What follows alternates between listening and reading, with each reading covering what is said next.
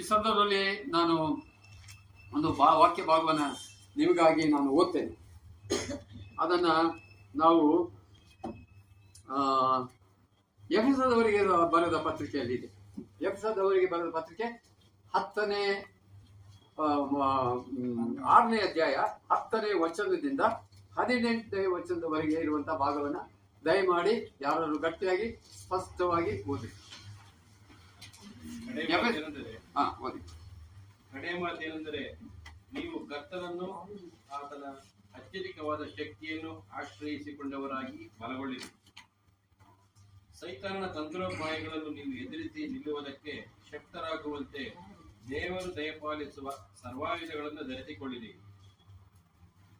ನಾವು ಹೋರಾಡುವುದು ಮನುಷ್ಯ ಮಾತ್ರದವರ ಸಂಗಡವಲ್ಲ, ರಾಜತ್ವಗಳ ಮೇಲೆಯೂ ಅಧಿಕಾರಗಳ ಮೇಲೆಯೂ ಈ ಅಂಧಕಾರದ ಲೋಕಾಧಿಪತಿಗಳ ಮೇಲೆಯೂ ಆಕಾಶ ಮಂಡಲದಲ್ಲಿರುವ ದುರಾತ್ಮಗಳ ಸೇನೆಯ ಮೇಲೆಯೂ ನಾವು ಹೋರಾಡುವವರಾಗಿದ್ದೇವೆ. ಆದುದರಿಂದ ಕಠಿಣ ಯುದ್ಧವು ನಡೆಯುವ ದಿವಸದಲ್ಲಿ ಆ ವೈರಿಗಳನ್ನು ಎದುರಿಸುವುದಕ್ಕೂ ಮಾಡಬೇಕಾದದ್ದೆಲ್ಲವನ್ನೂ ಮಾಡಿ ಜಯಶಾಲಿಗಳಾಗಿ ನಿಲ್ಲುವುದಕ್ಕೂ ಶಕ್ತರಾಗುವಂತೆ ದೇವರು ದಯಪಾಲಿಸುವ ಸರ್ವಾಯುಧಗಳನ್ನು ತೆಗೆದುಕೊಳ್ಳಿರಿ. ಸತ್ಯವೆಂಬ ನಡುಕಟ್ಟನ್ನು ಕಟ್ಟಿಕೊಂಡು, ನೀತಿ ಎಂಬ ವಜ್ರ ಕವಚವನ್ನು ಧರಿಸಿಕೊಂಡು, ಸಮಾಧಾನದ ವಿಷಯವಾದ ಸುವಾರ್ತೆಯನ್ನು ತಿಳಿಸುವುದರಲ್ಲಿ ಸಿದ್ಧವಾದ ಮನಸ್ಸೆಂಬ ಕೆರಗಳನ್ನು ಮೆಟ್ಟಿಕೊಂಡು ನಿಲ್ಲಿರಿ. ಮತ್ತು ನಂಬಿಕೆ ಎಂಬ ಗುರಾಣಿಯನ್ನು ಹಿಡಿದುಕೊಳ್ಳಿರಿ. ಅದರಿಂದ ನೀವು ಕೆಡುಕನ ಅಗ್ನಿ ಬಾಣಗಳನ್ನೆಲ್ಲ ಆರಿಸುವುದಕ್ಕೆ ಶಕ್ತರಾಗುವಿರಿ. ಇದಲ್ಲದೆ ರಕ್ಷಣೆ ಎಂಬ ಸ್ಥಿರಸ್ಥಾನವನ್ನು ಇಟ್ಟುಕೊಂಡು ಪವಿತ್ರಾತ್ಮರು ಕೊಡುವ ದೇವರ ವಾಕ್ಯ ಎಂಬ ಕತ್ತಿಯನ್ನು ಹಿಡಿಯಿರಿ. ನೀವು ಪವಿತ್ರಾತ್ಮ ಪ್ರೇರಿತರಾಗಿ ಎಲ್ಲಾ ಸಮಯಗಳಲ್ಲಿ ಸಕಲ ವಿಧವಾದ ಪ್ರಾರ್ಥನೆಯಿಂದಲೂ ವಿಜ್ಞಾಪನೆಯಿಂದಲೂ ದೇವರನ್ನು ಪ್ರಾರ್ಥಿಸಿರಿ. ಇದರಲ್ಲಿ ಪೂರ್ಣ ಸ್ಥಿರಚಿತ್ತರಾಗಿದ್ದು ದೇವಜನರೆಲ್ಲರ ವಿಷಯದಲ್ಲಿ ವಿಜ್ಞಾಪನೆ ಮಾಡುತ್ತಾ ಎಚ್ಚರವಾಗಿರಿ. ಎಷ್ಟು ಅಂಶಗಳನ್ನು ನಾವಿಲ್ಲಿ ನೋಡಿದ್ವಿ. ಹೋರಾಡಲಿಕ್ಕೆ ದೇವರು ದಯಪಾಲಿಸಿರುವ ಸರ್ವಾಯುಧಗಳು ಎಷ್ಟು? 7. Very good. ಸೊ 7 ವಿಧವಾದ ಸರ್ವಾಯುಧ. ದೇವರ ವಾಕ್ಯದಲ್ಲಿ 7 ಎಂಬಂತಹ ಸಂಖ್ಯೆ ಅದು ಪರ್ಫೆಕ್ಷನ್, ಪರಿಪೂರ್ಣವಾದಂತಹ ಸಂಖ್ಯೆ ಅದು. ಯಾಕೆಂದ್ರೆ ಪ್ರಕಟಣೆಯಲ್ಲಿ ನೀವು ನೋಡ್ತೀರಿ ಎಲ್ಲಾ ಸಂಗತಿಗಳು 7 ವಿಧವಾದಂತಹ ಸಂಗತಿಗಳು, ಮುದ್ರೆ ಆಗಲಿ ಮತ್ತೊಂದಾಗಲಿ ಅನೇಕ ಸಂಗತಿಗಳು ನಾವು ನೋಡ್ತೇವೆ. 7. ಸೊ ಆದ್ರಿಂದ ಈ 7 ಅದು ದೇವರ ವಾಕ್ಯದಲ್ಲಿ ಅದು ಪರಿಪೂರ್ಣವಾದಂತಹ ಒಂದು ಸಂಖ್ಯೆಯಾಗಿದೆ. ಮತ್ತೆ ವಿಶೇಷವಾಗಿ ಈ ಸಂದರ್ಭದಲ್ಲಿ ನಾವು ಓದಿಕೊಂಡ ಭಾಗದಲ್ಲಿ ನಾನು ಕಳೆದ ವಾರ ನಾನು ಬೋಧನೆ ಮಾಡಿದೆ. ಯಾವ ವಿಷಯ ಬೋಧನೆ ಮಾಡಿದೆ ಬ್ರದರ್? ನಂಬಿಕೆ ಎಂಬಂತ ಗುರಾಣಿ. Very good. ಗುರಾಣಿ ಇಟ್ಕೊಂಡಿದ್ರೆ ಎಲ್ಲಾರು ಇದೆಯಾ? ಸುರ್ಜಿತ್ ದಿನ ತಿಂತೀಯನಪ್ಪ? ಗುರಾಣಿ ಎಲ್ಲಿದೆ?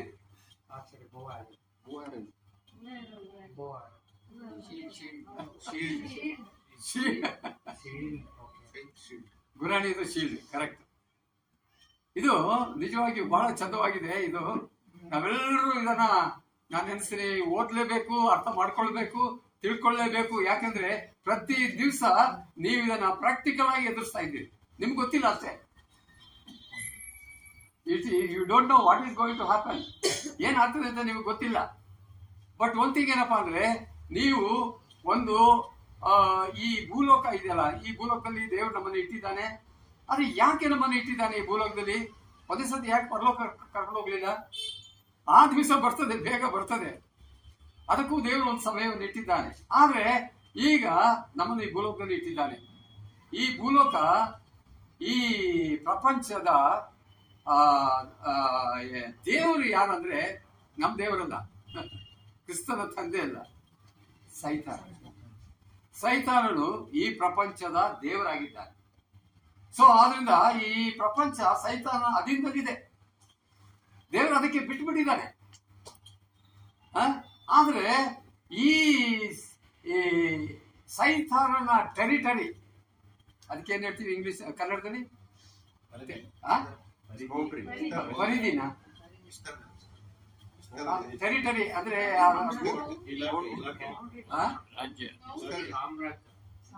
ಆ ಸಾಮ್ರಾಜ್ಯ ಅಲ್ಲ, ಆ ಭೂಭಾಗ, ಅದೊಂದು ಭಾಗ, ಟೆರಿಟರಿ, ಆತನಿಗೆ ಸಂಬಂಧಪಟ್ಟಂತದ್ದು.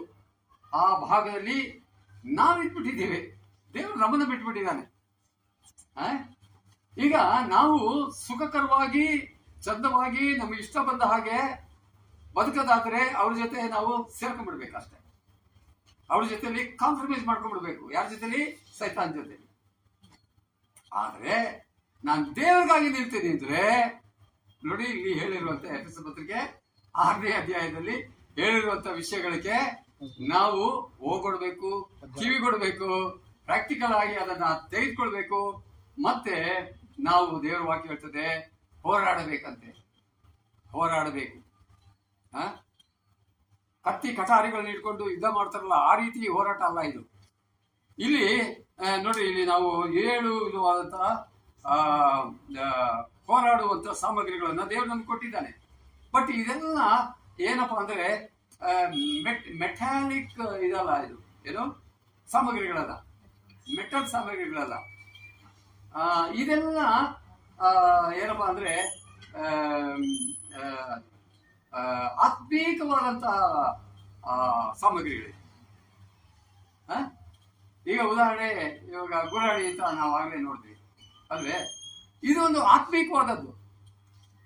ಆದ್ರೆ ಇದು ಏನು ಮೆಟಲ್ ಅಂತ, ಮೆಟಲ್ ಆಗಿ ನಮಗೆ ಆ ದೇವರು ಇಟ್ಕೊಳ್ರಿ, ಹೋರಾಡ್ರಿ ಅಂತ ದೇವರು ನಮ್ಗೆ ಹೇಳಿಲ್ಲ. ಆದ್ರೆ ಸೈತಾನು ಅವನು ದೇವದೂತ. ಸೈತಾನ ವಿಷಯ ನಾನು ಇಲ್ಲಿ ಬೋಧನೆ ಮಾಡಿದ್ರೆ ನನಗೆ ಗೊತ್ತಿಲ್ಲ, ಮಾಡಿದಿಲ್ಲ, ಇಲ್ಲ, ಅಲ್ಪ ಸ್ವಲ್ಪ ಮಾಡಿರ್ಬೋದು ನೀವೇ, ಆದ್ರೆ ಕಂಪ್ಲೀಟ್ ಆಗಿ ನಾನು ಮಾಡಿಲ್ಲ. ಬೇರೆ ಬೇರೆ ಕಡೆಗಳಲ್ಲಿ ನಾನು ಮಾಡಿದ್ದೀನಿ. ಆದ್ರೆ ಈ ಸೈತಾನ ಯಾರಪ್ಪ ಅಂದ್ರೆ ಅವನು ಲೂಸಿಫರ್ ಅಂತ ಅವನ ಹೆಸರು. ಅವನೊಬ್ಬ ದೇವದೂತ. ದೇವದೂತರುಗಳಲ್ಲಿ ಎಲ್ಲಾ ದೇವದೂತರಿಗೆ ಅವನು ಉನ್ನತ ಸ್ಥಾನದಲ್ಲಿ ದೇವರು ಅವನನ್ನು ಇಟ್ಟ. ಅತ್ಯುನ್ನತವಾದ ಸ್ಥಾನ ಅವನಿಗೆ, ಅಂದ್ರೆ ಜವಾಬ್ದಾರಿಕೆಯನ್ನು ಅವನು ಕೊಟ್ಟ. ಯಾರಿಗೆ? ಸೈತಾನಿಗೆ, ಈ ಲೂಸಿಫರ್ಗೆ. ಈ ಲೂಸಿಫರ್ ಏನ್ ಮಾಡ್ದ? ಎಷ್ಟೋ ವರ್ಷಗಳು ದೇವರನ್ನ ಆರಾಧನೆ ಮಾಡ್ತಾ ಇದ್ದ. ನಿಮಗೆ ಇನ್ಸ್ಟ್ರೂಮೆಂಟ್ ತಂದು ಬಾರಿಸ್ತಾ ಇದ್ದ, ಹಾಡ್ತಾ ಇದ್ದ, ಎಲ್ಲ ಮಾಡ್ತಾ ಇದ್ದ. ದೇವರನ್ನ ಆರಾಧನೆ ಮಾಡ್ತಾ ಇದ್ದ, ಎಲ್ಲ ಮಾಡ್ತಾ ಇದ್ದ. ಎಷ್ಟು ಕಾಲ ನಡೀತದೋ ಗೊತ್ತಿಲ್ಲ, ಅದೇ ರೀತಿಯಲ್ಲಿ ನಡೀತಾ ಇತ್ತು. ಆದ್ರೆ ಒಂದ್ ದಿವಸ ಅವನು ತಿರುಗಿ ಬಿದ್ಬಿಟ್ಟ. ಏನಪ್ಪಾ ಅಂದ್ರೆ ಅವನಲ್ಲಿ ದುರಾಶೆ ಬಂದ್ಬಿಡ್ತು. ಏನಪ್ಪಾ ಅಂತ ಹೇಳುವಾಗ, ಈ ದೇವರನ್ನ ಹೆಂಗಾದ್ರು ಮಾಡಿ ನಾನು ಕೆಳಗೆ ತಳ್ಳಿ ನಾನು ದೇವರ ಸ್ಥಾನದಲ್ಲಿ ನಾನು ಕೂತ್ಕೋಬೇಕು ಅಂತ ಯೋಚನೆ ಮಾಡಿ ಅವನ ಮನಸ್ಸಿನಲ್ಲಿ ಯೋಚನೆ ಮಾಡ್ದ. ಅಲ್ಲಿಯೇ ಅವನು ಪಾಪಿಯಾಗ್ಬಿಟ್ಟ. ದೇವರು ಅದನ್ನ ತಿಳ್ಕೊಂಡು ಅವನನ್ನ ಕೆಳಕ್ಕೆ ದೊಬ್ಬಿ ಬಿಟ್ಟ. ಅಲ್ಲಿಂದ ಅವನು ಬಂದು ಭೂಮಿಗೆ ಬಿದ್ದು ಬಿಟ್ಟ. ಈಗ ಅಂದಿನ ಅವನಿಗೆ ಹೆಸರು ಬಂದಿದ್ದೇನಪ್ಪಾ ಅಂದ್ರೆ ಸೈತಾನ ಅಂತ. ಅಲ್ಲಿವರೆಗೂ ಅವನಿಗೆ ಸೈತಾನ ಅಂತ ಹೆಸರಿಲ್ಲ, ಲೂಸಿಫರ್ ಅಂತಾನೆ ಹೆಸರು. ಲೂಸಿಫರ್ ಅಂದ್ರೆ ಬೆಳಕನ್ನು ಹಿಡಿಯುವಂತವನು. ಅಂದ್ರೆ ದೇವರ ಸಿಂಹಾಸನದ ಪಕ್ಕದಲ್ಲಿಯೇ ಅವನು ನಿಂತ್ಕೊಳ್ತಾ ಇದ್ದ. ಅಷ್ಟು ಉತ್ತಮವಾದಂತ ಸ್ಥಾನ ಅವನಿಗೆ. ಆದ್ರೆ ಅದೆಲ್ಲವನ್ನು ಕಳ್ಕೊಂಡ್ಬಿಟ್ಟ. ದೇವರು ಅವನನ್ನ ತಳ್ಳಿಬಿಟ್ಟ. ಚೆನ್ನಾಗಿದೆ, ಅದು ಬಹಳ ಚಂದವಾಗಿದೆ. ಅದು ಓದ್ರಿ ಅಂತ ಯೆಶಾಯನ ಪ್ರವಾದನೆ 14ನೇ ಅಧ್ಯಾಯ 14 6ನೇ ವರ್ಷದಿಂದ ಸ್ವಲ್ಪ ಓದಿ, ಒಂದು 2-3 ವಾಕ್ಯ. ಉದಯ ನಕ್ಷತ್ರವೇ, ಉದಯ ನಕ್ಷತ್ರ, ಬೆಳ್ಳಿಯೇ, ಆಕಾಶದಿಂದ ಹೇಗೆ ಬಿದ್ದೆ, ಜನಾಂಗಗಳನ್ನು ಕೆಡವಿದ ನೀನು ಕಡಿಯಲ್ಪಟ್ಟು ನೆಲಕ್ಕೆ ಉಳಿದಿಲ್ಲ. ಕಡಿಯಲ್ಪಟ್ಟು ನೀನು ನೆಲಕ್ಕೆ ಉಳಿದ್ಬಿಟ್ಟೆ. ಯಾಕೆಂದ್ರೆ ದೇವರು ಹಂಗ್ ಮಾಡಿದ್ದವನು. ನೀನು ನಿನ್ನ ಮನಸ್ಸಿನಲ್ಲಿ ನಾನು ಆಕಾಶಕ್ಕೆ ಹತ್ತಿ ಉತ್ತರ ದಿಕ್ಕಿನ ಕಟ್ಟ ಕಡೆ ಇರುವ ಸುರಗಣ ಪರ್ವತದಲ್ಲಿ ನನ್ನ ಸಿಂಹಾಸನವನ್ನು ದೇವರ ನಕ್ಷತ್ರಗಳಿಗಿಂತ ಮೇಲೆ ಏರಿಸಿ. ಆ ಸುರಗಣ ಪರ್ವತ ಅದುವೇ ದೇವರು ಕುಳಿತುಕೊಳ್ಳುವಂತ ಸ್ಥಾನ. ಅದು ಆ ಸುರಗಣ ಪರ್ವತ ಅಂತ ಅದಕ್ಕೆ ಹೆಸರು. ಅದನ್ನೇ ಅಲ್ಲೇ ದೇವರು ಕುಳಿತುಕೊಂಡು ಆತನು ಸಿಂಹಾಸನದ ಮೇಲೆ ಇರ್ತಾ ಇದ್ದ. ಬಟ್ ಸೈತಾನ ಏನ್ ಮಾಡ್ದ? ಅವನನ್ನ ಅಲ್ಲಿಂದ ತಪ್ಪಿ ತಾನು ಆ ಸ್ಥಾನದಲ್ಲಿ ಕೂತ್ಕೊಳ್ಬೇಕು ಅಂತ ಮನ್ಸು ಮಾಡ್ದ. ಮತ್ತೆ ಅವನ ಮನಸ್ಸಲ್ಲಿ ಯೋಚನೆ ಮಾಡ್ದ. ಮತ್ತೆ ಹಾಗೆ ಅವನು ಕಾರ್ಯತತ್ಪರನಾದ. ಆದರೆ ದೇವರು ಅವನನ್ನ ಕೆಳಗೆ ತಳ್ಳಿಬಿಟ್ಟ. ಅವನು ಬಂದು ಭೂಮಿಗೆ ಬಿದ್ದುಬಿಟ್ಟ. ಭೂಮಿನಲ್ಲಿ ಇವಾಗ ಇದ್ದಾನೆ. ಇವತ್ತು ಹೇಗಿದ್ದಾನೆ ಅಂತ, ಸೈತಾನ್ ಹೇಗಿದ್ದಾನೆ ಅಂತ ನಾವು ಹೇಳೋದಾದ್ರೆ, ಅವನು ಏನಪ್ಪಾ ಅಂದ್ರೆ ಸೋತು ಹೋದಂತ, ಅಂದ್ರೆ ಸೊಂಟ ಮುರ್ಕೊಂಡು ಬಿದ್ದಂತ ಒಬ್ಬ ವೈರಿ. ಅವನು ಈ ವೈರಿಗೆ ಸೊಂಟ ಮುರಿದೋಗ್ಬಿಟ್ಟಿದೆ, ಎದ್ದಿಲ್ಲಕ್ಕಾಗಲಿಲ್ಲ. ಆದ್ರೂ ಕೂಡ ಅವನಿಗೆ ಅದೇ ಪವರ್ ಇದೆ, ಅದೇ ಜ್ಞಾನ, ಅದೇ ತಿಳುವಳಿಕೆ, ಎಲ್ಲ ಅದೇ ಇದೆ. ಇವತ್ತು ಅವನ ಮೊದಲೇ ಇಂತ ಅವನಿಗೆ ಏನೇನಿತ್ತು ದೇವರು ಒಬ್ಬ ಭಾಗ್ಯ ಕೊಟ್ಟಿದ್ದ, ಅದೆಲ್ಲ ಭಾಗ್ಯ ಇವತ್ತು ಅವನಿಗೆ ಇದೆ. ಆದ್ದರಿಂದಲೇ ಇವತ್ತು ಅವನು ಭೂಮಿ ಮೇಲೆ ಇದ್ದಾನೆ, ಬದುಕ್ತಾ ಇದ್ದಾನೆ. ಸೊ ಇವಾಗ ನಮ್ಮ ಕರ್ತವ್ಯ ಏನಂತ ಹೇಳುವಾಗ ದೇವರು ವಾಕ್ಯ ಹೇಳ್ತದೆ. ಈಗ ತಾನೇ ನಾವು ಓದಿದ್ವಲ್ಲ, ಯಾವುದು? ಆದ್ದರಿಂದ ಓದಿಲ್ಲ. ಕಠಿಣ ನಡೆಯುವ ದಿವಸದಲ್ಲಿ ಅದಲ್ಲ 6ನೇ ಅಧ್ಯಾಯ, ಎಫೆಸ 6ನೇ ಅಧ್ಯಾಯ 10ನೇ ವಚನದಿಂದ. ಕಡೆಯ ಮಾತನೆಂದರೆ, ನೀವು ಕರ್ತನನ್ನು ಆತನ ಅತ್ಯಧಿಕವಾದ ಶಕ್ತಿಯನ್ನು ಆಶ್ರಯಿಸಿಕೊಂಡವರಾಗಿ ಬಲಗೊಳ್ಳಿರಿ. ಇವತ್ತು ನಮ್ಮ ಆದ್ಯ ಕರ್ತವ್ಯ ಇದು. ಆಮೇಲೆ ಸೈತಾನನ ತಂತ್ರೋಪಾಯಗಳನ್ನು ಎದುರಿಸಿ ನಿಲ್ಲುವುದಕ್ಕೆ ಶಕ್ತರಾಗುವಂತೆ ದೇವರು ದಯಪಾಲಿಸಿರುವ ಸರ್ವಾಯುಧಗಳನ್ನ ಧರಿಸಿಕೊಳ್ಳಿರಿ. ಇದೆಲ್ಲರಿಗೂ ಕಡ್ಡಾಯ, ಕಂಪಲ್ಸರಿ. ಇದು ಇಲ್ಲ ಬೇಡ, ನೀವು ತಗೊಳ್ಳಪ್ಪ, ನಿಮ್ಮ ಹೋರಾಡು ಅಂತ ಹೇಳಕ್ಕಿಲ್ಲ. ಎಲ್ಲರೂ ಹೋರಾಡಬೇಕು. ಎಲ್ಲರೂ ಸಿಕ್ಕಾಕೊಂಡ್ಬಿಟ್ಟಿದ್ದೀವಿ, ಅವನ ಇದ್ರೊಳಗಿದ್ದೀವಿ. ಆಮೇಲೆ ನಾವು ಹೋರಾಡುವುದು ಮನುಷ್ಯ ಮಾತ್ರದವರ ಸಂಗಡ ಅಲ್ಲ, ರಾಜತ್ವಗಳ ಮೇಲೆ, ಅಧಿಕಾರಿಗಳ ಮೇಲೆ, ಈ ಅಂಧಕಾರದ ಲೋಕಾಧಿಪತಿಗಳ ಮೇಲೆ, ಆಕಾಶ ಮಂಡಲದಲ್ಲಿರುವ ದುರಾತ್ಮಗಳ ಸೇನೆಯ ಮೇಲೆ ನಾವು ಹೋರಾಡುವವರಾಗಿದ್ದೇವೆ. ಇದೇನಿದು ಅಂತ ಹೇಳುವಾಗ ನೋಡ್ರಿ, ರಾಜತ್ವ, ಅಧಿಕಾರ, ಲೋಕಾಧಿಪತಿಗಳು, ಆಕಾಶ ಮಂಡಲದಲ್ಲಿರುವ ದುರಾತ್ಮ ಸೇನೆಗಳು, ಇವರೆಲ್ಲ ಯಾರಪ್ಪ ಅಂದ್ರೆ ದೇವದೂತರೇ. ಇವರೆಲ್ಲ ಆಯಾ ದೇವದೂತರಿಗೆ ಆಯಾ ಸ್ಥಾನಗಳನ್ನು ಕೊಡಲ್ಪಟ್ಟಿತ್ತು ಮೊದಲು. ಇವ್ರೇನ್ ಮಾಡ್ಬಿಟ್ರು, ಸೈತಾನ್ ಜೊತೆಲಿ ಸೇರ್ಕೊಂಡ್ಬಿಟ್ರು. ಅಂದ್ರೆ ಕೋಟ್ಯಾನುಕೋಟಿ ದೇವದೂತಗಳು, ಅಂದ್ರೆ ಬಿದ್ದು ಹೋದಂತ ದೇವದೂತರು. ಆ ದೇವದೂತರಲ್ಲಿ 3ನೇ ಒಂದು ಭಾಗ ಸೈತಾನ ಸಪೋರ್ಟ್ ಮಾಡಿದ್ರು. ಅವರೆಲ್ಲರೂ ಕೆಳಗೆ ತಳ್ಳಲ್ಬಿಟ್ರು. ಈಗ ಪರಿಶುದ್ಧವಾದ ದೇವದೂತರು ಇದ್ದಾರೆ. ಎಲ್ಲಿದ್ದಾರೆ? ದೇವರ ಜೊತೆಯಲ್ಲಿದ್ದಾರೆ, ಪರಲೋಕದಲ್ಲಿ ಅವರಿದ್ದಾರೆ. ಆಮೇಲೆ ಹಲವಾರು ದೇವದೂತರು, ಗಾರ್ಡಿಯನ್ ಏಂಜಲ್ಸ್ ಅಂತ ಅವ್ರಿಗೆ ಹೆಸರು, ಗಾರ್ಡಿಯನ್ಸ್. ಅವ್ರು ನಮ್ಮನ್ನ, ವಿಶ್ವಾಸಿಗಳನ್ನ ಕಾಪಾಡುವಂಥವ್ರು. ಈಗ ಉದಾಹರಣೆಗೆ ಮೋಹನ್ ಬಿದ್ರು ಅಲ್ವೇ, ಸ್ವಲ್ಪ ಇಲ್ಲಿ ಪೆಟ್ಟಾಯ್ತು. ಆದ್ರೆ ಸೈತಾನ ಏನೋ ದೊಡ್ಡ ಅಪಾಯ ಮಾಡ್ಬೇಕಂತ ಅವನು ಯೋಚನೆ ಮಾಡಿ ತಳ್ದಲ್ಲ, ದೇವದೂತರು ಬಂದು ಇಟ್ಕೊಂಡ್ರು. ಸ್ವಲ್ಪ ಪೆಟ್ಟು ಬಿತ್ತು ಅಷ್ಟೇ. ದೇವ್ರು ನಮ್ಮನ್ನು ಹಾಗೆ ಕಾಯ್ತಾನೆ. ಏನೋ ಆಗ್ಬೇಕು, ದೊಡ್ಡ ಅನಾಹುತ ಆಗ್ಬೇಕಾದನ್ನ ಈ ಗಾರ್ಡಿಯನ್ ಆಫ್ ಏಂಜಲ್ಸ್ಗಳು ಬಂದು ನಮ್ಮನ್ನ ಕಾಪಾಡ್ಬಿಡ್ತಾರೆ. ಈಗ ಆ ದೇವದೂತರುಗಳು ಇದ್ದಾರೆ, ಈಗ ನಮ್ಮ ಜೊತೆಯಲ್ಲಿ ಇದ್ದಾರೆ. ಈಗ 90ನೇ ಕೀರ್ತನೆಯಲ್ಲಿ ನೀವು ಓದ್ರಿ, 91ನೇ ಕೀರ್ತನೆಯಲ್ಲಿ, ಅಲ್ಲಿ ಈಗ ತೆಗೆದು ಓದೋದು ಬೇಡ, ಅಲ್ಲಿ ನಾವು ನೋಡ್ತೇವೆ ದೇವದೂತರು ಬಂದು ನಮ್ಮನ್ನ ಸಂರಕ್ಷಣೆ ಮಾಡ್ತಾರೆ. ಹೇಗೆ ಮಾಡ್ತಾರೆ ಅಂತ ನಾವಲ್ಲಿ ಡೀಟೇಲ್ ಆಗಿ ನಾವು ಓದುವಂತವರಾಗಿರ್ತೇವೆ. ಇದೊಂದು ವಿಶ್ವಾಸಿಗಳ ನಮಗೆ ದೊಡ್ಡ ಭಾಗ್ಯ. ಅಯ್ಯೋ, ನಮ್ಗೆ ಯಾರು ಇಲ್ಲಪ್ಪ, ನಮ್ಗೆ ಕಾಪಾಡೋರು ಯಾರು ಇಲ್ಲ ಅಂತ ನಾವು ಗೊಣಗುವಂತ ಅವಶ್ಯಕತೆ ಇಲ್ಲವೇ ಇಲ್ಲ. ದೇವರು ನಮಗೆ ಏನೇನೆಲ್ಲ ಏನ್ ಬೇಕು, ರಕ್ಷಣೆ ಬೇಕು, ಭದ್ರತೆ ಬೇಕು, ಸೆಕ್ಯೂರಿಟಿಗಳು ಬೇಕು, ಎಲ್ಲ ದೇವರು ಸಿದ್ಧ ಮಾಡಿ ತಯಾರು ಮಾಡಿಟ್ಟಿದ್ದಾನೆ ದೇವರು. ಒಂದು ವೇಳೆ ನಮಗೆ ಪೆಟ್ಟು ಬೀಳಲ್ವಾ, ನಾವು ಶೋಧನೆಗಳಲ್ಲಿ ಬೀಳಲ್ವಾ, ಪಾಪ ಮಾಡಲ್ವಾ? ಮಾಡ್ತೀವಿ. ಆದ್ರೆ ಒಂದು ವಿಷಯ, ನಮ್ಮ ಇಷ್ಟಕ್ಕನುಸಾರವಾಗಿ ಅದು ಮಾಡ್ತೀವಿ. ದೇವರು ಅದಕ್ಕೆ ಕಾರಣನಲ್ಲ. ನಾವು ಪಾಪದಲ್ಲಿ ಬಿದ್ದರೆ ಅಥವಾ ನಾವು ಪಾಪ ಮಾಡಿದ್ರೆ, ವಿಶ್ವಾಸಿಗಳಾಗಿದ್ದು ಪಾಪ ಮಾಡಿದ್ರೆ, ಅದಕ್ಕೆ ದೇವರು ಕಾರಣನಲ್ಲ, ಅದಕ್ಕೆ ನಾವೇ ಕಾರಣ. ಅದಕ್ಕೆ ದೇವರು ಏನ್ ಮಾಡ್ತಾನೆ ಅಂದ್ರೆ, ಅದಕ್ಕೆ ತಕ್ಕಂತ ರೀತಿಯಲ್ಲಿ ನಮಗೆ ಆತನು ಏನ್ ಮಾಡ್ತಾನಪ್ಪ ಅಂದ್ರೆ ತೀರ್ಪು ಮಾಡ್ತಾನೆ. ನಾವು ವಿಶ್ವಾಸಿಗಳು ಪಾಪ ಮಾಡಿದ್ರೆ ಅದಕ್ಕೆ ದೇವರು ತೀರ್ಪು ಮಾಡ್ತಾನೆ, ಸರಿಯಾದಂತ ತೀರ್ಪು ಮಾಡೇ ಮಾಡ್ತಾನೆ. ಒಂದ್ ವೇಳೆ ಆ ಪಾಪದಲ್ಲಿ ನಾವು ಮುಂದುವರೆದ್ರೆ ದೇವ್ರು ಏನ್ ಮಾಡ್ತಾನೆ, ಚೆನ್ನಾಗಿ ಹೊಡೆದು ನಡಿ, ನೀನ್ ಮನೆ ಒಳಗೆ ನಡಿ ಅಂತ ಮನೆ ಒಳಗೆ ತಬ್ಬಿಡ್ತಾನೆ. ಎಲ್ಲಿ ಮರಣನೆ ಕೊಟ್ಬಿಡ್ತಾನೆ ದೇವ್ರು.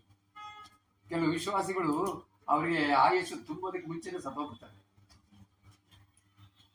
ನಿಮ್ಗೆ ಎಷ್ಟು ಮಟ್ಟಿಗೆ ನೀವು ತಿಳ್ಕೊಂಡಿರೋ ನನಗೆ ಗೊತ್ತಿಲ್ಲ. ಯಾಕೆ ಅಂತ ಹೇಳುವಾಗ ಇದಕ್ಕೆ ದೇವರ ಚಿತ್ತಕ್ಕೆ ವಿರೋಧವಾಗಿ ಅವರು ಪಾಪದಲ್ಲಿ ಅವರು ಮುಂದುವರಿತಾರೆ. ಇಲ್ಲ, ಅದನ್ನು ದೇವ್ರು ಸಹಿಸೋದಿಲ್ಲ.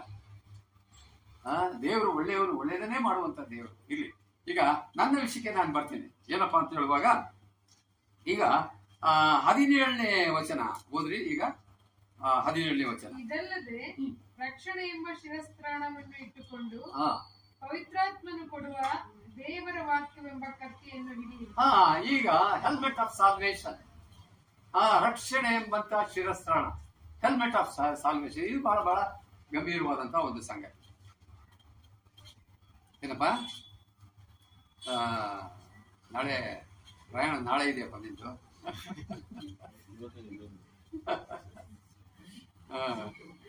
ಮಾಡ್ತೀವಿ ನಿಮಗೋಸ್ಕರ, ಏನು ಮರಿ ಮಾಡಬೇಡ.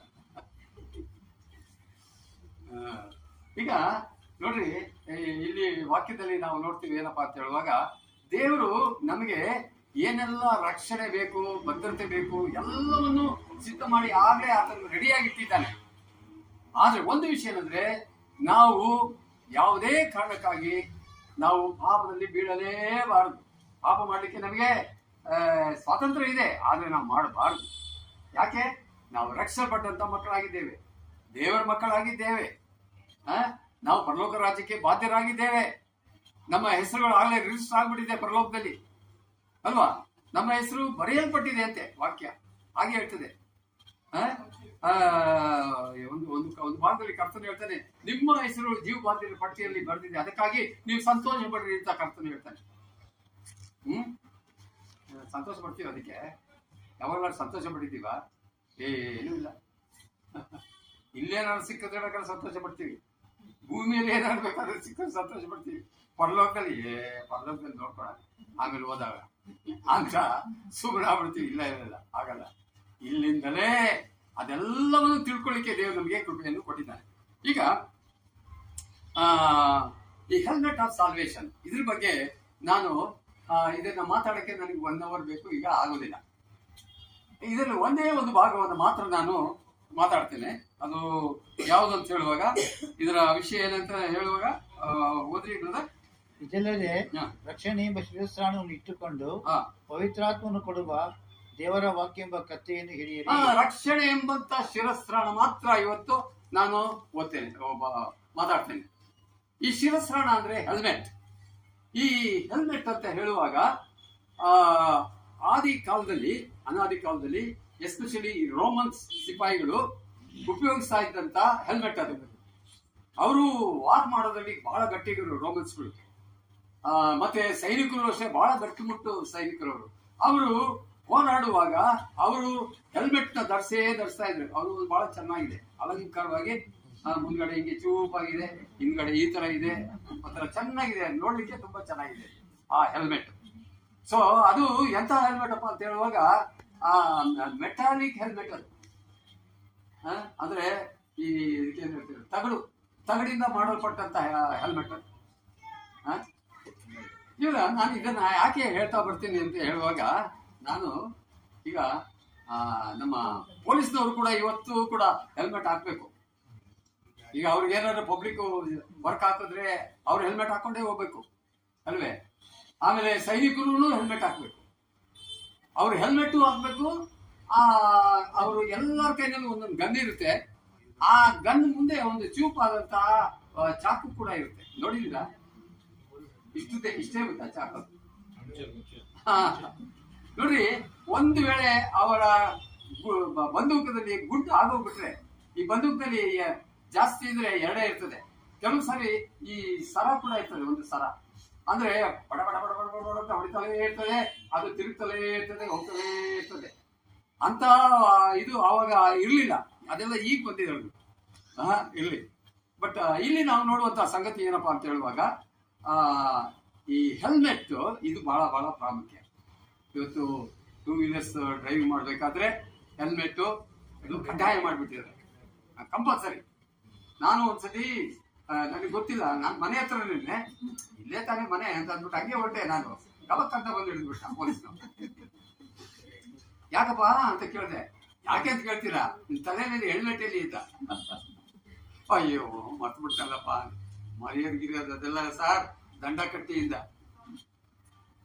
500 ರೂಪಾಯಿ ಕಟ್ಟದೆ ಹೋದೆ ಮನೆಗೆ. ನಾನು ಯಾಕೆ ಹೇಳ್ತೀನಿ ಗೊತ್ತಾ, helmet is very very compulsory each and every person. But this helmet is not a metal helmet. ಸತ್ಯವೇದನೆ ಹೇಳಿರುವಂತಹ ಹೆಲ್ಮೆಟ್ ಇದು ಆತ್ಮೀಕವಾದಂತಹ ಹೆಲ್ಮೆಟ್, ಇದು ದೇವರು ಕೊಡುವಂತಹ ಹೆಲ್ಮೆಟ್. ಇದು ದೇವ್ರದ್ದು ಎಲ್ಲ ಪರಲೋಕಕ್ಕೆ ಸಂಬಂಧಪಟ್ಟಿದ್ದೆಲ್ಲ ಸ್ಪಿರಿಚುವಲ್, ಈ ಭೂಮಿಕವಾದದ್ದೆಲ್ಲ ಮೆಟಾಲಿಕ್, ಇವೆಲ್ಲ ಮೆಟಾಲಿಕ್ ಸಂಬಂಧಪಟ್ಟಿದೆ, ಮಣ್ಣಿಗೆ ಸಂಬಂಧಪಟ್ಟಿದೆ. ಸೊ ಆದ್ರಿಂದ ಇವಾಗ ನಾವು ಕೂಡ ಏನಪ್ಪಾ ಅಂದ್ರೆ ಹೆಲ್ಮೆಟ್ ನಾವು ಧರಿಸಲೇಬೇಕಾಗಿದೆ. ಇವಾಗ ಬಹಳ ಬಹಳ ಪ್ರಾಮುಖ್ಯವಾದ ಸಂಗತಿ ಏನಪ್ಪಾ ಅಂದ್ರೆ ವಾಕ್ಯ ಏನ್ ಹೇಳ್ತದೆ. ಇವಾಗ ನಾವು ಓದಿದಂತ ವಾಕ್ಯ, ರಕ್ಷಣೆ ಎಂಬ ಶಿರಸ್ತ್ರಾಣವನ್ನು ಇಟ್ಟುಕೊಳ್ಳಿರಿ. ಹೆಲ್ಮೆಟ್ ನ ಪ್ರತಿಯೊಬ್ಬೊಬ್ಬರು ಧರಿಸ್ಬೇಕು, ಲೇಡೀಸ್ಗಳು ಧರಿಸ್ಬೇಕು, ಮಕ್ಕಳು ಕೂಡ ಧರಿಸ್ಬೇಕು, ಆಚೆ ಹೋದ್ರೆ ಧರಿಸಲೇಬೇಕು ಕಂಪಲ್ಸರಿ. ಹೆಲ್ಮೆಟ್ ಇಲ್ಲಾಗಿಲ್ಲ ಅನ್ನಂಗೆ ಇಲ್ಲ, ಅದು ದೇವರು ಕೊಡುವಂತ ಹೆಲ್ಮೆಟ್ ಅಂತ ಧರಿಸಲೇಬೇಕು, ಹಾಕ್ಲೇಬೇಕು. ಯಾಕೆಂದ್ರೆ ಕಾರಣ ಏನಂದ್ರೆ ಸೈತಾನ್ ಇದ್ದಾನೆ, ಅವನ ಸೇನೆ ಇದೆ, ಆಕಾಶದಲ್ಲಿದೆ, ನಮ್ಮ ಹಿಂದೆ ಮುಂದೆ ಎಲ್ಲ ಅವನ ಸೈನ್ಯ ಇದ್ದೇ ಇರ್ತದೆ. ಏನ್ ಕೆಡಕ್ ಮಾಡ್ಲಿಕ್ಕೆ ಕಾಯ್ತಾ ಇರ್ತಾರೆ, ಕಾಲು ಎಳೆಯಕ್ಕೆ ಕಾಯ್ತಾ ಇರ್ತಾನೆ, ನಮ್ಮನ್ನ ರೇಗಿಸ್ಲಿಕ್ಕೆ ಕಾಯ್ತಾ ಇರ್ತಾನೆ, ನಮ್ಮನ್ನ ಏನಪ್ಪ ಅಂದ್ರೆ ತೊಂದರೆ ಕೊಡ್ಲಿಕ್ಕೆ ಕಾಯ್ತಾ ಇರ್ತಾನೆ ಸೈತಾನ. ನಮ್ ತಲೆ ಕೆಡ್ಸಕ್ಕೆ ಕಾಯ್ತಾ ಇರ್ತಾನೆ, ಏನೆಲ್ಲ ತಲೆ ಕೆಡಿಸ್ಬಿಡ್ತಾನೆ. ಆ ರೀತಿಯಲ್ಲಿ ನಮ್ಮನ್ನ ಗೋಳಾಕೊಂತಾನೆ ಸೈತಾನ. ಇವತ್ತು ಅಷ್ಟೇ ವಿಶ್ವಾಸಿಗಳಿಗೆ ಜಾಸ್ತಿ ಕಂಡಿಡ್ತಾನೆ, ವಿಶ್ವಾಸಿಗಳಿಗೆ. ಪ್ರಪಂಚದ ಜನಗಳ ಮೇಲೆ ಕಂಡಿಡಲ್ಲ ಅವನು ಜಾಸ್ತಿ, ಯಾಕೆಂದ್ರೆ ಅವರೆಲ್ಲ ಅವನ ಜವಾಬ್ದಾರಿ ಇದ್ದಾರೆ. ಆದ್ರೆ ವಿಶ್ವಾಸಿಗಳು ಇಲ್ಲ, ವಿಶ್ವಾಸಿಗಳ ಮೇಲೆ ಅವನು ಕಂಡಿಡ್ತಾನೆ. ಸೊ ಆದ್ರಿಂದ ಇವತ್ತು ಅದಕ್ಕೆ ದೇವರ ವಾಕ್ಯ ಹೇಳ್ತದೆ, ಅವನು ನಮ್ಮ ಸ್ನೇಹಿತನಲ್ಲವೇ ಅಲ್ಲ, ಅವನನ್ನ ಸ್ನೇಹಿತನ ಮಾಡ್ಕೊಂಡ್ಬಿಡ್ರಿ, ಅವನನ್ನ ವೈರಿಯಾಗಿ ಪರಿಗಣಿಸ್ರಿ ಅಂತ. ಹೌದಲ್ಲ? ಪೇತ್ರ ಪತ್ರಿಕೆ 5ನೇ ಅಧ್ಯಾಯ 8ನೇ ವಚನ ಓದ್ರಿ. First Peter 5:8. First Peter 5:8.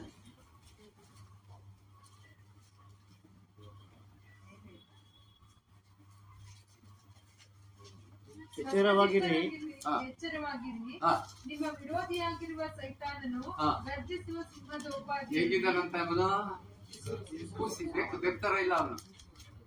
ಅಯ್ಯೋ ಪಾಪ, ಬೆಕ್ನ ನಾವು ಬಹಳ ಪ್ರೀತಿ ಮಾಡ್ತೀವಲ್ಲ, ಬೆಕ್ನ ಪ್ರೀತಿ ಮಾಡೋದು ಡೇಂಜರೇ. ಅದು ಬಂದು ನಿಮ್ನ ತಲೆ ಮೇಲೆ ಕೂತ್ಕೊಂಡ್ರೆ ಅಷ್ಟೇ, ನಿಮ್ಗೆ ಬಿಡೋದೇ ಇಲ್ಲ, ನಿಮ್ಗೆಲ್ಲರೂ ಬಿಡೋಲ್ಲ ಬೆಕ್ಕು. ಇನ್ನ ಸಿಂಹ ಬಂದ್ಬಿಟ್ರೆ ಏನ್ ಗತಿ, ನಮ್ದು ಸಿಗದ ಹಾಕ್ಬಿಡ್ತೇವೆ ನಮ್ಮನ್ನ. ಅಲ್ವೇ? ಸೈತಾನ ಯಾರಂತೆ? ಸಿಂಹ. ದೇವ್ರ ಮಾತು ಹೇಳ್ತದೆ, ಗರ್ಜಿಸುವ ಸಿಂಹದ ಗರ್ಜಿಸುವ ಸಿಂಹದ ಸಿಂಹನೇ ಅವನು ಗರ್ಜಿಸ್ತಾನಷ್ಟೇ. ಈ ಸೈತಾನ ಏನಾಗಿದ್ದಾನಪ್ಪ ಅಂದ್ರೆ ಗರ್ಜಿಸುವ ಸಿಂಹದ ಉಪಾದಿಯಲ್ಲಿ ಯಾರನ್ನು ನುಂಗಲಿ ಅಂತಾನೆ. ಯಾರನ್ನು ನುಂಗಲಿ ಏನ್ ಮಾಡ್ತಾನಂತೆ? ಪ್ರತಿ ನಿಮಿಷ, ಪ್ರತಿ ಸೆಕೆಂಡ್ ಅವನು ಬರೀ ವಿಶ್ವಾಸಿಗಳ ಮೇಲೆ ಕಣ್ಣಿಟ್ಟಿರ್ತಾನೆ. ಒಂದು 8 ಅವರ್ಸ್ಗೆ ಎಷ್ಟು ಸೆಕೆಂಡ್ ನನಗೆ ಗೊತ್ತಿಲ್ಲ.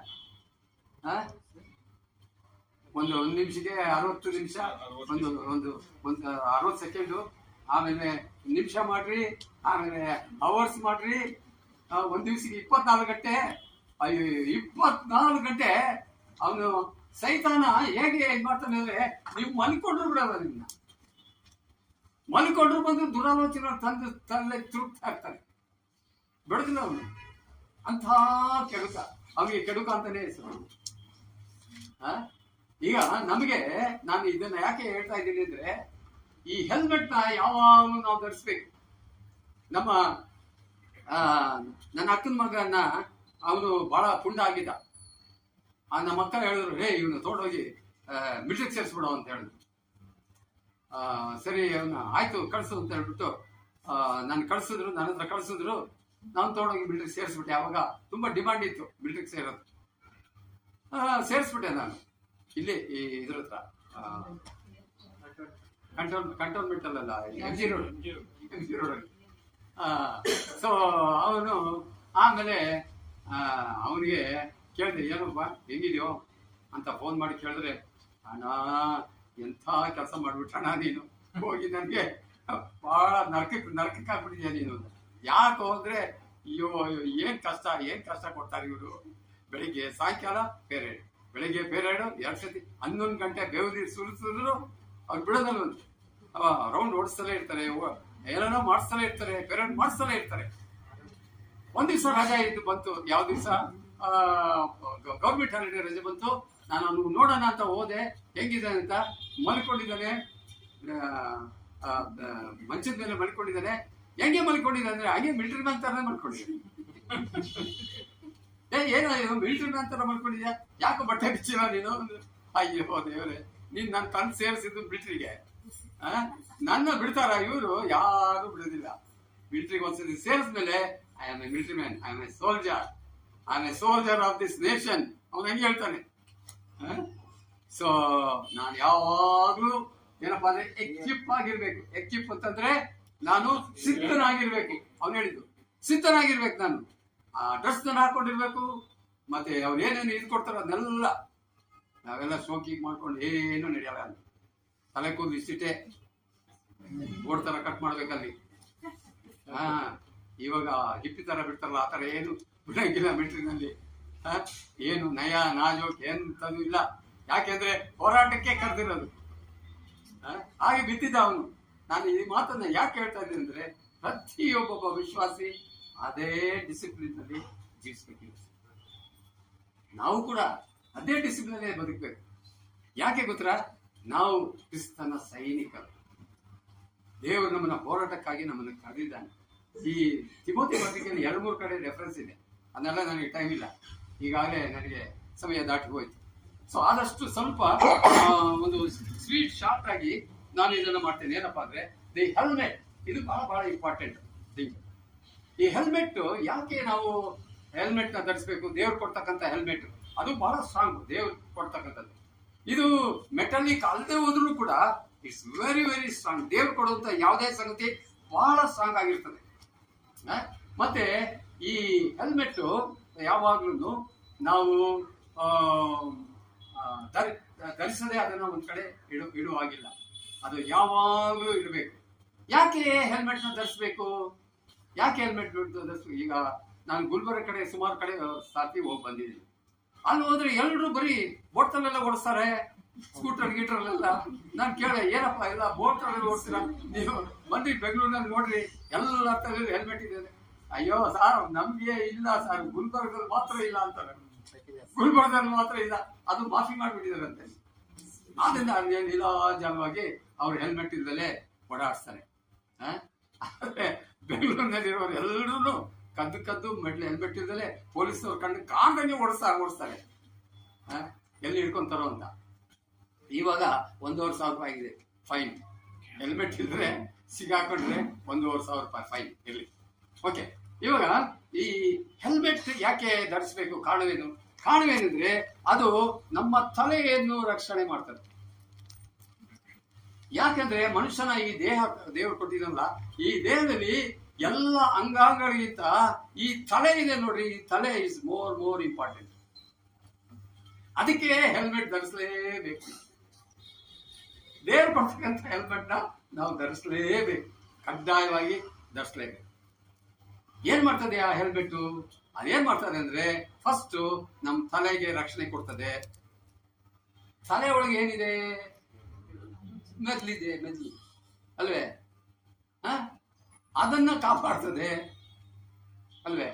ಆಮೇಲೆ ನಮ್ಮ ಕಣ್ಣುಗಳನ್ನು ಕಾಪಾಡ್ತದೆ. ನಮ್ಮ ಕಣ್ಣಿಲ್ಲದೆ ನಾವು ಓಡಾಡಕ್ಕಾಗೋದಿಲ್ಲ. ನಮ್ಮ ಕಣ್ಣನ್ನ ಕಾಪಾಡ್ತದೆ ಅಲ್ವೇ? ನಮ್ಮ ಬಾಯಿ, ನಮ್ಮ ತುಟಿ, ನಮ್ಮ ನಾಲಿಗೆ ಎಲ್ಲವನ್ನೂ ಕಾಪಾಡ್ತದೆ ಅಲ್ವೇ? ಹೆಲ್ಮೆಟ್ ಏನೆಲ್ಲ ಮಾಡ್ತದೆ. ಅಯ್ಯೋ, ಬಹಳಷ್ಟು ದೊಡ್ಡ ರಕ್ಷಣೆ ನಮಗೆ ಅದು ಕೊಡ್ತದೆ. ಬಟ್ ಇಂಪಾರ್ಟೆಂಟ್ ಥಿಂಗ್ ಏನಂದ್ರೆ ದೇವರು ಕೊಡುವಂತ ಹೆಲ್ಮೆಟ್ ಅದೆಷ್ಟು ಸ್ಟ್ರಾಂಗ್ ಆಗಿರ್ಬೋದು, ಸ್ವಲ್ಪ ಯೋಚನೆ ಮಾಡಿ ನೋಡ್ರಿ, ಅದ್ಭುತವಾದಂಥ ಸಂಗತಿ. ಈಗ ನನ್ನ ಯೋಚನೆ ಏನಂತ ಹೇಳುವಾಗ, ನಾವು ಹೆಲ್ಮೆಟ್ ಅನ್ನ ನಾವು ಧರಿಸಲೇಬೇಕು. ಯಾಕೆ ಅಂತ ಹೇಳುವಾಗ ವಾಕ್ಯದಲ್ಲಿ ಹೇಳ್ತದೆ, ಏನು ಹೇಳ್ತದೆ ಅದು ದೇವರ ವಾಕ್ಯ, ರಕ್ಷಣೆ ಎಂಬ ಶಿರಸ್ತ್ರಾಣ. ನೋಡಿ, ಇದು ಬಹಳ ಪ್ರಾಮುಖ್ಯ. ಈಗ ಈ ರಕ್ಷಣೆ ಅನ್ನೋದು ವರ್ಡ್ ಆಫ್ ಫಸ್ಟ್ ಬಂದಿದೆ. ಈ ರಕ್ಷಣೆ, ಸಾಲ್ವೇಷನ್, ಇದು ಬಹಳ ಅತಿ ಪ್ರಾಮುಖ್ಯವಾದ ಸಂಗತಿ. ದೇವರು ನಮಗೆ ಈ ರಕ್ಷಣೆಯನ್ನು ಕೊಟ್ಟಿದ್ದಾರೆ. ಈ ರಕ್ಷಣೆನ ನಾವು ಎಂದೆಂದಿಗೂ ಏನಪ್ಪಾ ಅಂದ್ರೆ ಕಳ್ಕೊಳ್ಬಾರ್ದು. ದೇವ್ರು ಕೊಟ್ಟಿದ್ದ ರಕ್ಷಣೆನ ನಾವು ಅಲಕ್ಷ್ಯ ಮಾಡಬಾರ್ದು. ದೇವ್ರು ಕೊಟ್ಟಂತ ರಕ್ಷಣೆಯನ್ನ ನಾವು ಏನು ಕಾಪಾಡಿಕೊಂಡು ಜೋಪಾನವಾಗಿ ನಾವು ಈ ಲೋಕದಲ್ಲಿ ನಾವು ಜೀವಿಸ್ಬೇಕು. ಈಗ ಆ ರಕ್ಷಣೆ ಕಾಪಾಡ್ಕೊಳ್ಬೇಕಾದ್ರೆ ನಮ್ಮ ತಲೆ ನೆಟ್ಟಿಟ್ಕೊಳ್ಬೇಕು.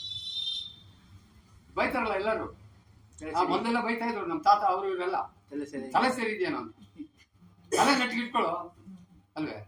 ಕೆಲವರು ಬೈತಾರೆ, ನಾವೇ ಸರಿಯಾಗಿ ಇಟ್ಕೊಳ್ಳೋ, ನಾವೇ ಹಿಡಿದು ಮಾತಾಡೋ ಅಂತ ಬೈತಾರೆ ಅಲ್ವೇ. ಯಾಕಂದ್ರೆ ಅದೆಲ್ಲ ಹತೋಟಿನಲ್ಲಿ ಇರ್ಬೇಕು, ಹತೋಟಿನಲ್ಲಿ. ಇವತ್ತು ನಾವು ಅದನ್ನೇ ಕಲಿಬೇಕಾಗಿ.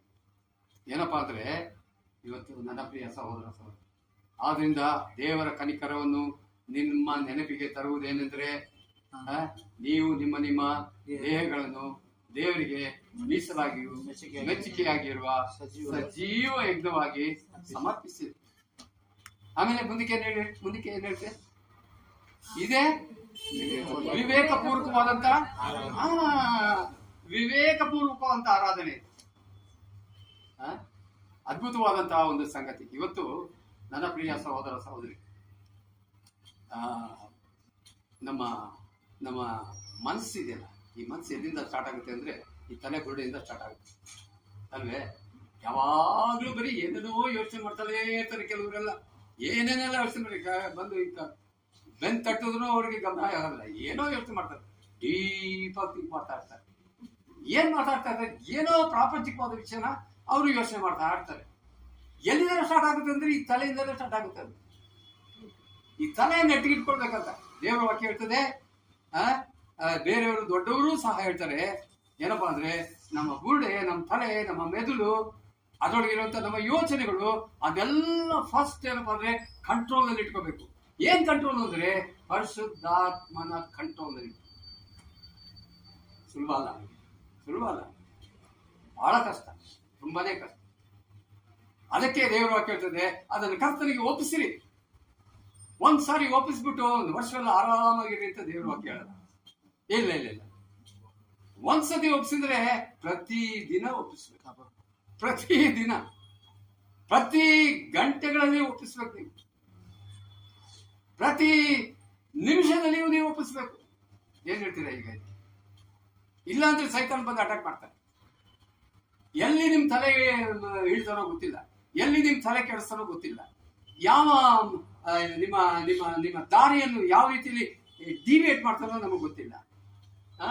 ಯಾಕೆಂತ ಹೇಳುವಾಗ ಈ ಬುದ್ಧಿ, ಈ ತಲೆ, ಇದು ಸೈತಾನ್ ಕೈ ಸಿಕ್ಬಿಟ್ರೆ ಅವನು ಕೋತಿ ಕುಡಿಸ್ತಾ ಇರ್ತಾನೆ. ಅದರಿಂದ ನಮ್ಮ ನಮ್ಮ ಮನಸ್ಸು, ನಮ್ಮ ಯೋಚನೆಗಳು, ಅದನ್ನೆಲ್ಲ ಪರಿಶುದ್ಧಾತ್ಮ ಹತೋಟಿಯಲ್ಲಿ ನಾವು ತಕೊಂಡ್ರೆ ಖಂಡಿತವಾಗಿಯೂ ನಾವು ದೇವರು ಕೊಡ್ತಕ್ಕಂಥ ಹೆಲ್ಮೆಟ್ ನಿಂದ ಏನಪ್ಪಾ ಅಂದ್ರೆ ರಕ್ಷಣೆ ಎಂಬಂತ ಆ ಶಿರಸ್ತ್ರಾಣವನ್ನ ಹಾಕಿ ನಾವು ಭದ್ರಪಡಿಸ್ತೀವಿ. ಮಾಡ್ತೀವ ನಾವು? ಇನ್ಮೇಲಿಂದ ಮಾಡ್ರಿ, ಅಲ್ಲ ಮಾಡಲೇಬೇಕು. ನಾನು ಮಾಡೇ ಮಾಡ್ತೀನಿ. ಯಾಕೆಂದ್ರೆ ನಾನು ಅದನ್ನ ಕಲ್ತಿದ್ದೀನಿ. ಬರೀ ನಾನು ಕಲಿತಂದ್ರೆ ನಾನು ನಿಮಗೆ ಬೋಧನೆ ಮಾಡ್ತಾ ಇಲ್ಲ, ನಾನು ಕಲ್ತಿದ್ದೀನಿ. ಅದನ್ನ ಕಲಿತಲೂ ಇರ್ತೀನಿ, ಎಲ್ಲಾ ಕಲ್ತಿದ್ದೀನಿ ಅಂತ ನಾನು ಯಾವಾಗ ಪ್ರತಿ ಸಾರಿ ಕಲಿತಲೇ ಹೋಗ್ತೀನಿ. ಎಷ್ಟೋ ಸಾರಿ ಈ ಅಜ್ಞಾನ ಅಂತ ಹೇಳ್ತಲ್ಲ, ಏನಪ್ಪಾ ಅಂದ್ರೆ ಮರ್ತ್ಬಿಡುವಂಥದ್ದು ಅಲ್ವೇ. ಕೆಲವು ಒಳ್ಳೆಯ ಕೆಲಸ ಮಾಡುವಂಥದ್ದೆಲ್ಲ ಮರ್ತು ಬಿಡ್ತೀವಿ ಕೆಲಸ. ಆದ್ರೆ ಅದು ಇಮ್ಮಿಡಿಯೇಟ್ ಆಗಿ ನಾವು ಅದನ್ನು ನೆನಪಿಗೆ ತಂದ್ಕೊಂಡು ನಾವು ಸರಿಪಡಿಸ್ಕೊಂಡು ಕ್ರಮಪಡಿಸ್ಕೊಂಡು ನಾವು ಮುಂದಕ್ಕೆ ನಾವು ಹೋಗ್ಬೇಕಾಗಿರ್ತದೆ. ಮೊಟ್ಟ ಮೊದಲಾಗಿ ನಮ್ಮ ತಲೆಯನ್ನ ಪರಿಶುದ್ಧಾತ್ಮನ ಹತೋಟಿಗೆ ನಾವು ಕೊಡಬೇಕು. ನಾವೇ ಯೂಸ್ ಮಾಡೋದಾದ್ರೆ ಬೇಕಾದಷ್ಟು ನಮ್ಗೆ ಇಷ್ಟ ಬಂದ ಪ್ರಕಾರವಾಗಿ ನಮ್ಮ ತಲೆನ ಏನೇ ಕೆಲಸ ಮಾಡಕ್ ಬಿಟ್ಬಿಡ್ತೀವಿ. ಎಲ್ಲಿ ಏನ್ ಕೆಲಸ ಮಾಡಕ್ಕೆ? ಪ್ರಪಂಚ ಸುತ್ತಕ್ಕೆ ಬಿಟ್ಬಿಡ್ತೀವಿ. ಸುತ್ತಾಕೊಂಡು ತಿರ್ಗ್ತಾ ಬರ್ತದೆ, ಏನ್ ಬೇಕಾದ್ರೂ ಅದು ಮಾಡ್ಕೊಂಡು ಬರ್ತದೆ, ನಮ್ಮ ತಲೆನೂ ಕೆಡಿಸ್ಬಿಡ್ತದೆ. ಸೊ ಅದರಿಂದ ನೋಡ್ರಿ, ದೇವರು ನಮ್ಗೆ ಕೊಟ್ಟಿರ್ತಕ್ಕಂಥ ಈ ಏನಪ್ಪಾ ಅಂದ್ರೆ ಶಿರಸ್ಸು, ಈ ಶಿರಸ್ಸು, ಈ ತಲೆ ಬಹಳ ಬಹಳ ಏನಪ್ಪಾ ಅಂದ್ರೆ ಅದು ಸೂಕ್ಷ್ಮವಾದ, ಬಹಳ ಸೂಕ್ಷ್ಮವಾದ. ಅಷ್ಟೇ ದೇವರಿಗೆ ವಹಿಸಿದ್ರೆ, ದೇವರ ಪರಿಶುದ್ಧಾತ್ಮನಿಗೆ ವಹಿಸಿದ್ರೆ, ಪರಿಶುದ್ಧಾತ್ಮನ ಏನ್ ಮಾಡ್ತಾನೆ? ನಮ್ಮ ಬುದ್ಧಿಯನ್ನ, ನಮ್ಮ ತಲೆಯನ್ನ ತನ್ನ ಹತೋಟಿಯಲ್ಲಿ ಇಟ್ಕೊಂಡು ನಮ್ಮನ್ನ ಸರಿಯಾದ ಮಾರ್ಗದಲ್ಲಿ ನಮ್ಮನ್ನು ನಡೆಸ್ತಾನೆ. ದೇವರಿಗೆ ಮೆಚ್ಚುಗೆಯಾದಂತ ಮಾರ್ಗದಲ್ಲಿ ನಮ್ಮನ್ನು ನಡೆಸ್ತಾನೆ. ವಿಶೇಷವಾಗಿ ಯೌವನಸ್ಥರುಗಳು ಬಹಳಷ್ಟು ತಪ್ಪು ಮಾಡೋದು ಯಾವ್ದಪ್ಪ ಅಂದ್ರೆ, ತಮ್ಮ ತಲೆನ ಸರಿಯಾಗಿ ಇಟ್ಕೊಳ್ಳೋದೇ, ತಮ್ಮ ಮೆದುಳುಗಳನ್ನ ಸರಿಯಾಗಿ ಇಟ್ಕೊಳ್ಳೋದು, ತಮ್ಮ ಯೋಚನೆಗಳನ್ನ ಸರಿಯಾಗಿ ಇಟ್ಕೊಳ್ಳೋದು. ಕೆಲವರು ಹುಚ್ಚನಾಗಿ ಹಾಡ್ತಾ ಇರ್ತಾರೆ, ನಾನು ನೋಡಿ, ಹುಚ್ಚು ತರ ಆಡ್ತಾರೆ. ಯಾಕೆಂದ್ರೆ ಅವ್ರ ತಲೆನ ಸೈತಾನ್ ಚೆನ್ನಾಗಿ ಹಾಕೊಂಡು ಆಡಿಸ್ತಾ ಇರ್ತಾರೆ.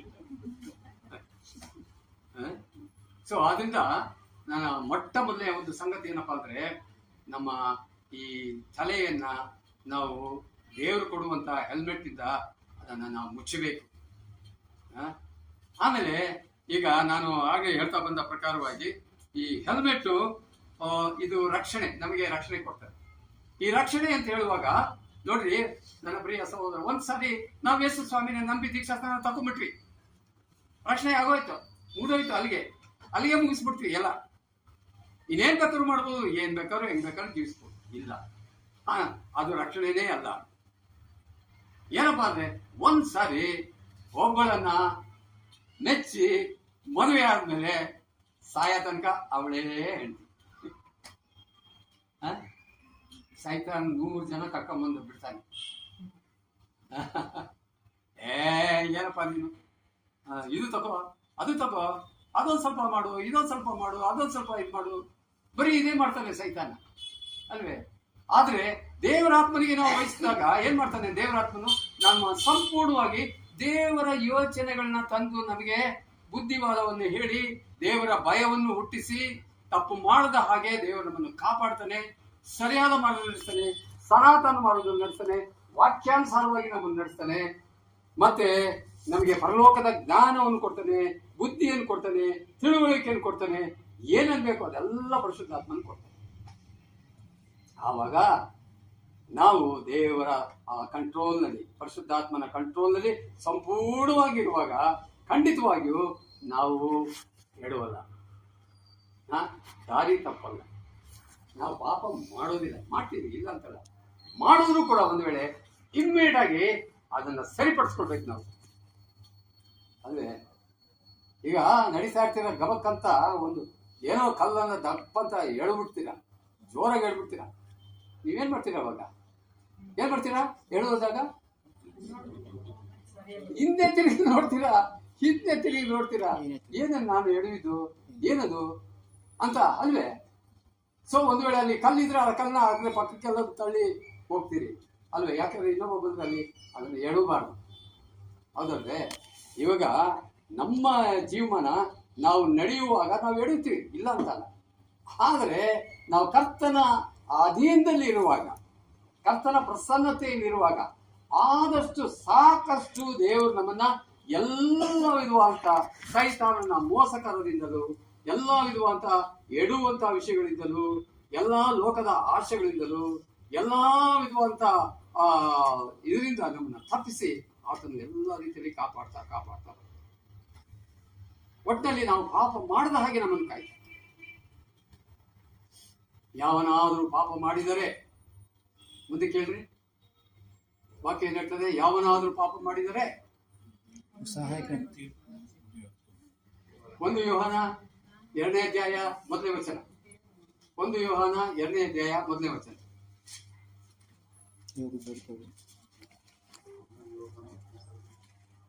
1 ಯೋಹಾನ 1 ಜಾನ್ 2ನೇ ಅಧ್ಯಾಯ 1ನೇ ವಚನ. ನನ್ನ ಪ್ರಿಯರಾದ ಮಕ್ಕಳೇ, ಹಾ, ನೀವು ಪಾಪ ಮಾಡದಂತೆ ಈ ಮಾತುಗಳನ್ನು ಬರೆದಿದ್ದೇನೆ. ಯಾವನಾದರೂ ಪಾಪ ಮಾಡಿದರೆ ತಂದೆಯ ಬಳಿಯಲ್ಲಿ ನೀತಿವಂತನಾದ ಯೇಸು ಕ್ರಿಸ್ತನೆಂಬ ಸಹಾಯಕನು ನಮಗಿದ್ದಾನೆ. ನೋಡಿದ್ರ, ನಾವು ಬೀಳ್ತಾಗ ನಾವೇನ್ ಮಾಡ್ಬೇಕು? ಕ್ರಿಸ್ತನ ಬಳಿಗೆ ನಾವು ಓಡಿ ಬರ್ಬೇಕು. ಕ್ರಿಸ್ತನ ಬಳಿಗೆ ನಾವು ಬರ್ಬೇಕು. ಇನ್ ಯಾರ ಹತ್ರನೂ ಹೋದ್ರೆ ಅಷ್ಟೇ ನಾವು ಅಡ್ಡ ದಾರಿ ಹಿಡಿದು ಬಿಡ್ತೇವೆ. ಕ್ರಿಸ್ತನ ಬಳಿಗೆ ಬಂದ್ರೆ ಕ್ರಿಸ್ತನ್ ಏನ್ ಮಾಡ್ತಾನೆ? ನಮ್ಮನ್ನ ಆತನು ನಮ್ಮ ಪಾಪಗಳನ್ನು ನಿವಾರಣೆ ಮಾಡುವ ಯಜ್ಞವಾಗಿದ್ದಾನೆ. ಏನ್ ಅದ್ರ ಅರ್ಥ? ಅದರ್ಥವೇನೆಂದ್ರೆ, ನಾವು ವಿಶ್ವಾಸಿಗಳಾದ್ರೂ ಕೂಡ ಎಷ್ಟೋ ಗೊತ್ತೋ ಗೊತ್ತಿಲ್ಲದೆಯೋ ನಾವು ಮೋಸ ಹೋಗಿ ಪಾಪ ಮಾಡಿದ್ರೆ ಆ ಪಾಪಗಳನ್ನ ಕರ್ತನಿಗೆ ನಾವು ಆ ದಿವಸನೇ ಅರಿಕೆ ಮಾಡಬೇಕು. ಆ ಕ್ಷಣದಲ್ಲಿ ಅರಿಕೆ ಮಾಡ್ಬಿಡ್ಬೇಕು. ಅರಿಕೆ ಮಾಡಿದ್ರೆ ಏನ್ ಮಾಡ್ತಾನೆ? ನಿವಾರಣೆ ಮಾಡ್ತಾನೆ. ಆ ಪಾಪಗಳು ನಮ್ಮನ್ನು ಕ್ಷಮಿಸ್ತಾನೆ. ಆ ವಾಕ್ಯ ಓದಿದ್ರು ಫುಲ್ಲು. ಆತನು ನಮ್ಮ ಪಾಪಗಳನ್ನು ನಿವಾರಣೆ ಮಾಡುವ ಯಜ್ಞವಾಗಿದ್ದಾನೆ ಅಲ್ವೇ? ನಮ್ಮ ಪಾಪಗಳನ್ನು ಸಮಸ್ತ ಲೋಕದ ಪಾಪಗಳನ್ನು ಸಹ ನಿವಾರಣೆ ಮಾಡ್ತಾನೆ. ಕರ್ತನು ನಮ್ಮ ಪಾಪಗಳನ್ನು ನಿವಾರಣೆ ಮಾಡ್ತಾನೆ. ಅದು ಬಹಳ ಬಹಳ ಇಂಪಾರ್ಟೆಂಟ್. ಪಾಪಗಳನ್ನು ಮಾಡ್ತೀವಿ, ಇಲ್ಲ ಅಂತಲ್ಲ, ಆದ್ರೆ ಅದನ್ನು ನಿವಾರಣೆ ಮಾಡಬೇಕು. ನಾವು ನಿವಾರಣೆ ಮಾಡ್ಕೊಳ್ಬೇಕು. ಈಗ ನಿವಾರಣೆ ಮಾಡಲಿಲ್ಲ ಅಂತ ಇಟ್ಕೊಳ್ಳಿ. ಈಗ ಒಂದು ದಿವಸಕ್ಕೆ 20 ಪಾಪಗಳನ್ನು ಮಾಡ್ಬಿಟ್ವಿ ಅಂತ ಇಟ್ಕೊಳ್ಳಿ. ಅದನ್ನ ನಾವು ನಿವಾರಣೆ ಮಾಡ್ಕೊಳ್ಳಿಲ್ಲ ಅಂತ ಇಟ್ಕೊಳ್ಳಿ.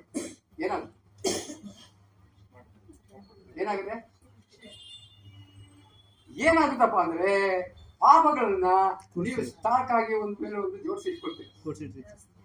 1 2 3 4 5 100 200 ನಮ್ ಶೋಭಾ ನಗಾಡ್ತಾರೆ ಜೋರಾಗಿ ಅಲ್ವೇ? ಹೌದಲ್ವೇ? ಸತ್ಯವಾದಂತ ಸಂಗತಿಗಳು ಇದೆಲ್ಲ.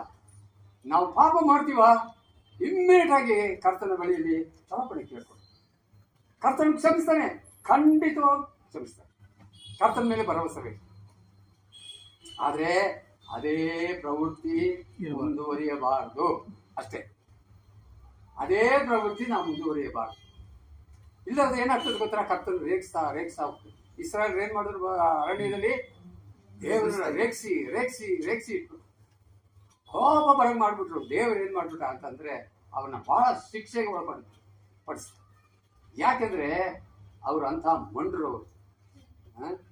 ನಾವು ಕೂಡ ಪಾಪ ಮಾಡ್ತಾ ಹೋದ್ರೆ ಇಸ್ರಾಯೇಲ್ನ ಮೀರಿಸ್ತೀವಿ, ಮಂಡ್ರಾಗ್ಬಿಡ್ತೀವಿ. ಹೌದು, ಹಾಗೆ ಮಂಡ್ರಾಗೋದು ಬೇಡ.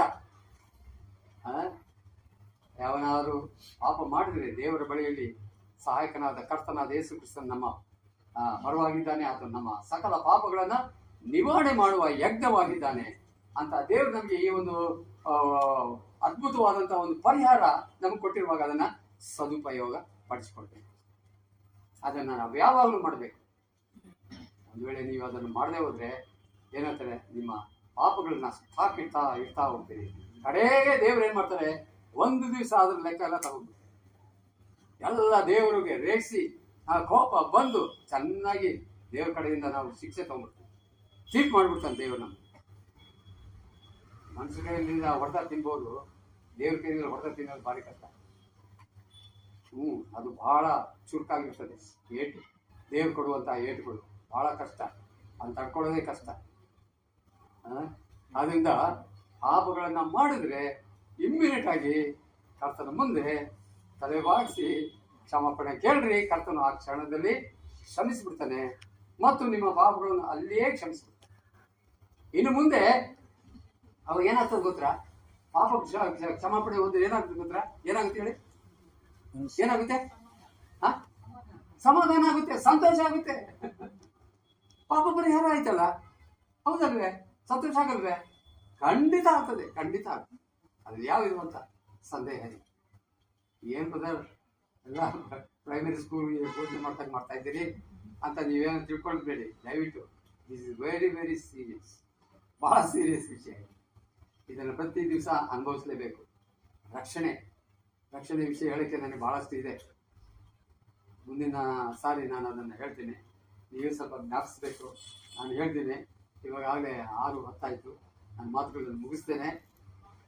ಒಂದು ವೇಳೆ ನಿಮಗೆ ಬೇಸರಿಕೆ ಆದರೆ ದಯಮಾಡಿ ಬೇರೆ ಟೈಮಲ್ಲಿ ಯಾವಾಗ ಸಿಕ್ಕಿದಾಗ ಕೇಳ್ರಿ, ನಾನು ಅದ್ರ ಬಗ್ಗೆ ವಿಷಯ ಹೇಳ್ತೇನೆ. ಭಾಳ ಇಂಪಾರ್ಟೆಂಟ್ ವಿಷಯ ಇದೆಲ್ಲ. ಪ್ರತಿ ದಿವಸ ನಾವು ಅನುಸರಿಸಿ ನಡಿಬೇಕಾದಂಥ ವಿಷಯಗಳು. ರಕ್ಷಣೆ ವಿಷಯ ಅದು ವಿಶೇಷವಾಗಿ ದೇವರು ನಮ್ಗೆ ಕೊಟ್ಟಿರುವಂಥ ರಕ್ಷಣೆ ಎಂಥ ಅದ್ಭುತವಾದ ರಕ್ಷಣೆಯನ್ನು ಕೊಟ್ಟಿದ್ದಾನೆ. ದೇವರ ನಾಮಕ್ಕೆ ಸ್ತೋತ್ರ. ಪ್ರತಿ ಸಾರಿ ನಾನು ಬೆಳಿಗ್ಗೆ ಎದ್ದು ನಾನು ಎದ್ದಾಗ ಪ್ರಾರ್ಥನೆ ಮಾಡುವಾಗ ನಾನು ಮೊದಲನೇದಾಗಿ ದೇವರೇ ಇಂಥ ರಕ್ಷಣೆ ನಾನು ಕೊಟ್ಟಿದ್ದಿಲ್ಲ ಸ್ವಾಮಿ, ನಿನಗೆ ಸ್ತೋತ್ರ ಅಂತ ನಾನು ಹೇಳ್ತೀನಿ, ಹೇಳಲೇಬೇಕು. ಪ್ರತಿ ದಿವಸ ನಾವು ಹೇಳ್ಬೇಕು. ಆ ಒಂದು ಹವ್ಯಾಸವನ್ನು ನಾವು ಮಾಡ್ಕೊಳ್ಬೇಕು. ಆಗ ನಮ್ಮ ಹೃದಯಕ್ಕೆ ಏನಪ್ಪಾ ಅಂದ್ರೆ ಒಂದು ದೇವರು ಇದನ್ನ ಕೊಡ್ತಾನೆ, ಪರಿಹಾರನ ಕೊಡ್ತಾನೆ, ಸಮಾಧಾನವನ್ನು ಕೊಡ್ತಾನೆ.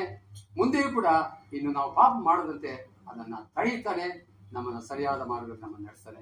ದೇವ್ರ ಈ ವಾಕ್ಯಗಳನ್ನು ಆಶೀರ್ವದಿಸಲಿ. ದೇವ್ರ ಚಿತ್ತವಾದರೆ ಇದನ್ನ ನಾನು ಮುಂದೆ ಸಾರಿ ಕಂಟಿನ್ಯೂ ಮಾಡ್ತೇನೆ. ದೇವರನ್ನೆಲ್ಲರನ್ನು ಹೇಳುವಾಗ ಆಶೀರ್ವದಿಸಿ. ಸಂಗೀತಗಳಲ್ಲಿ 537ನೇ ಸಂಗೀತ.